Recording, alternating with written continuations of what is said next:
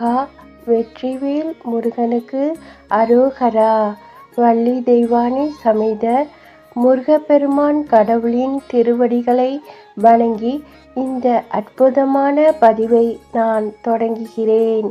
முருகா முருகா முருகா என்று நாம் சொல்லும்போது நம்முடைய நாவெல்லாம் இனிக்கிறது. அப்படிப்பட்ட முருகப்பெருமானின் கந்த சஷ்டி திருவிழா தொடங்கி இருக்கிறது. இன்று கந்த சஷ்டி விரதத்தின் முதல் நாள்.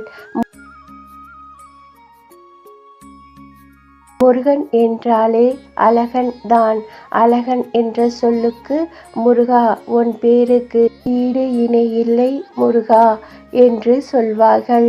அப்படிப்பட்ட தமிழ் கடவுளின் கந்த சஷ்டி திருவிழா தொடங்கி இருக்கிறது.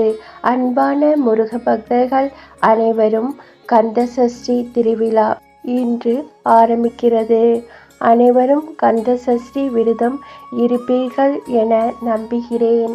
உங்களுடைய அனைத்து பிரார்த்தனைகளும், அதாவது குழந்தைக்காக காத்திருக்கும் தம்பதிகள், வேலைவாய்ப்புக்காக காத்திருக்கும் இளைஞர்கள், திருமண வயதில் இருக்கும் திருமணம் ஆகாத இளம் பெண்கள், இளம் ஆண்கள் அனைவரின் பிரார்த்தனையும் நிறைவேற வேண்டும் என்று நான் அப்பன் முருகப்பெருமானின் கடவுளை மனதார பிரார்த்தனை செய்கிறேன்.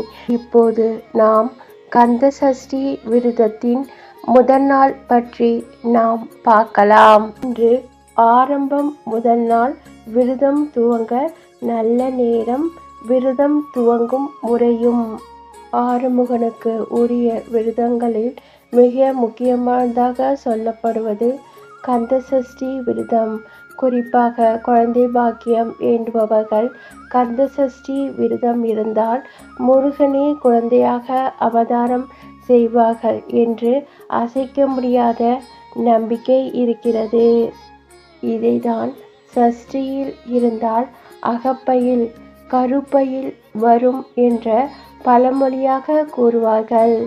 கந்த சஷ்டி தினம் முதல் சூரசம்காரம் வரை மிக எளிமையான சைவ உணவை குறைந்த அளவிலே உட்கொண்டு எப்போதும் முருகனின் சிந்தனையிலேயே விரதம் இருங்கள்.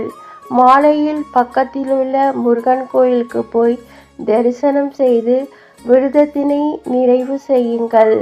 கந்த சஷ்டி விரதம் முருகப்பெருமானின் ஆசீர்வாதம் பெறுவதற்கு ஏற்ற மிக சிறந்த விரதமாக கருதப்படுகிறது. கந்த சஷ்டி விரதம் ஆகும்.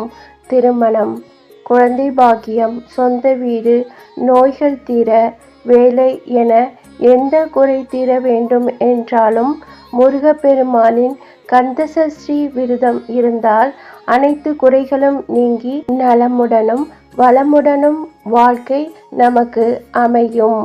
முருகப்பெருமானின் கடவுளை மனதார வேண்டி இந்த மகா கந்த சஷ்டி விரதத்தை இருந்தால் நிச்சயம் நம்முடைய ஆசைகள் அனைத்தும் நிறைவேறும். கந்த சஷ்டி விரதம் இருக்கும் முறை எப்படி கடைபிடிக்க வேண்டும் என்றால், வீட்டில் இருந்தோ அல்லது கோவிலில் சென்று தங்கியோ கந்த சஷ்டி விரதத்தை இருக்கலாம். வீட்டில் இருந்தபடி கந்த சஷ்டி விரதம் இருப்பவர்கள் கலசம் அமைத்தோ முருகன் படம் மட்டும் வைத்தோ விரதம் இருக்கலாம். வீட்டில் கலசம் வைத்து விரதம் இருப்பவர்கள் கலசத்தில் தண்ணீரை நிரப்பி வாசனை திரவியம், மஞ்சள் பொடி, ஒரு எலுமிச்சைம்பழம், ஒரு வாய் 2 ஏலக்காய் ஆகியவற்றை போட்டு அதன் மீது தேங்காய், மாவிலை வைத்து கலசம் அமைக்க வேண்டும். ஆகியவற்றை போட்டு அதன் மீது தேங்காய், மாவிலை வைத்து கலசம் அமைக்க வேண்டும். வாழை இலை அல்லது தாம்பூலத்தில் நெல் அல்லது பச்சரிசி பரப்பி அதற்கு பிறகு கலசத்தை வைத்து கந்த சஷ்டி 7 நாட்களும் வழிபட வேண்டும். படம் வைத்து வழிபடுபவர்கள் ஒரு பலகையில் சிவப்பு நிற வஸ்திரம் விரித்து அதன் மீது வள்ளி தெய்வானையுடன் இருக்கும் முருகப்பெருமானின் படத்தை வைத்து வழிபட வேண்டும். தினமும் முருகனுக்கு நெய்வேத்தியம் வைத்து படைத்து வழிபட வேண்டும். காப்பு கட்ட நல்ல நேரம் அக்டோபர் 22ஆம் தேதி. காப்பு கட்டி கவசம் அமைத்து கந்த சஷ்டி விரதம் துவங்குவதற்கான நல்ல நேரம் காலை 4 மணி முதல் 6 மணி வரை, காலை 6 மணி முதல் 7 மணி வரை, காலை 9:10 முதல் 10:20 மணி வரை. காப்பு கட்ட இது நல்ல நேரம். பொதுவாக விரதம் இருப்பவர்கள் காலை 6 மணிக்கு முன்பாக துவங்கி விடுவது சிறப்பு.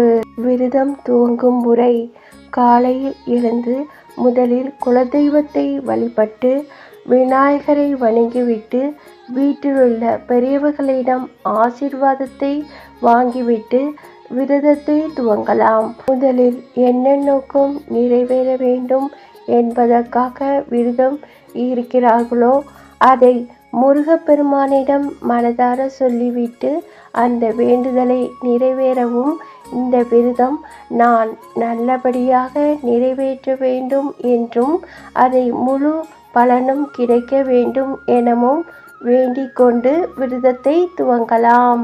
முருகப்பெருமானுக்கு ஏதாவது ஒரு சிகப்பு நிற மலரை சாற்றிவிட்டு சர்க்கரை பொங்கல் அல்லது கோதுமை பாயசம் அல்லது கோதுமை பொங்கல் இவற்றில் ஏதாவது ஒன்றை நெய்வேத்தியமாக வைத்து படைக்க வேண்டும்.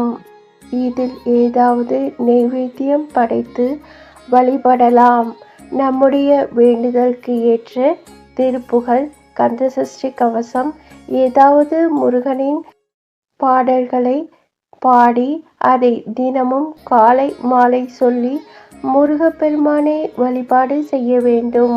முருகனை வழிபடும் முறை: வீட்டில் சஷ்டி கோலம் போட்டு தீபம் ஏற்றி அதன் மீது 6 அகல் விளக்கு ஏற்றி வைத்து வழிபட வேண்டும். ஒரு நாளைக்கு 1 விளக்கு வீதம் அதிகரித்து கொண்டே செல்லலாம். கந்த சஷ்டி விரதம் இருப்பவர்கள் காலை நேரத்தில் தூங்காமல் நாள் முழுதும் முருகனை நினைத்து விரதம் இருக்க வேண்டும். கலசம் அமைக்கும் போதும் படம் வைத்து வழிபடும் போதும் எப்போதும் ஓம் சரவணபவ என்ற மந்திரத்தை சொல்லிக்கொண்டே இருக்க வேண்டும். இந்த மந்திரத்தை 108 முறை சொல்வது சிறப்பு. இதை தவிர கந்தர் அலங்காரம், கந்தகுரு கவசம், திருப்புகழ், கந்தசஷ்டி கவசம், முருகப்பெருமானின் விருப்பமான பாடல்களை தினமும் காலையும் மாலையும் முருகப்பெருமானுக்கு விருப்பமான பாடல்களை நாம் பாட வேண்டும். இந்த முறையில் கந்த சஷ்டி இருக்கும் முறை. இந்த பதிவை பார்க்கும் அனைவருக்கும் நன்றி, வணக்கம். ஓம் சரவணபவ. முருகனுக்கு அரோகரா.